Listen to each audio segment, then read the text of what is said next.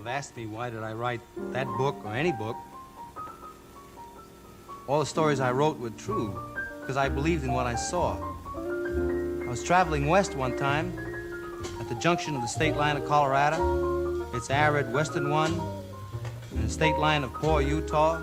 I saw in the clouds, huge and massed above the fiery golden desert of Evenfall, the great image of God with forefinger pointed straight at me through halos and rolls and gold folds that were like the existence of a gleaming spear in his right hand, which saith, "Come on, boy, go thou across the ground.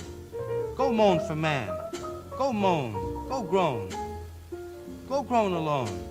Go roll your bones alone. Go thou and be little beneath my sight. Go thou and be minute as seed in the pod. Go thou, die hence, and of this world report you well and truly." Anyway, I wrote the book because we're all gonna die. In the loneliness of my life, my father dead, my brother dead, my mother far away, my sister and my wife far away. Nothing here but my own tragic hands that once were guarded by a world of sweet attention, that now are left to guide and disappear their own way into the common dark of all our death. Sleeping in me raw bed alone and stupid, with just this one pride and consolation. My heart broke in a general despair and opened up inwards to the Lord. I made a supplication in this dream. So in the last page of On the Road, I describe how the hero, Dean Moriarty's come to see me all the way from the West Coast just for a day or two. We've just been back and forth across the country several times in cars, and now our adventures are over. We're still great friends, but we have to go into later phases of our lives.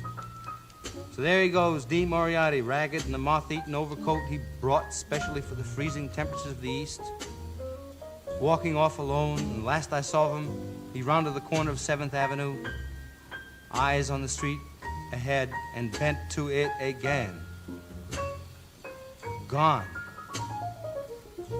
So, in America, when the sun goes down, and I sit on the old broken-down river pier watching the long, long skies over New Jersey, and sense all that raw land that rolls in one unbelievable huge bulge over to the West Coast, and all that road going, and all the people dreaming in the immensity of it. In an hour, I know by now that children must be crying in the land where they let the children cry. And tonight the stars will be out, and don't you know that God is Pooh Bear?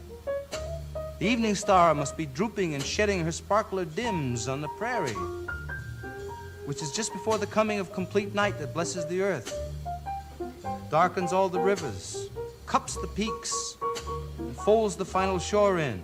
Nobody knows what's going to happen to anybody besides the forlorn rags of growing old. Think of Dean Moriarty, I even think of old Dean Moriarty, the father we never found. Think of Dean Moriarty, I think of Dean Moriarty.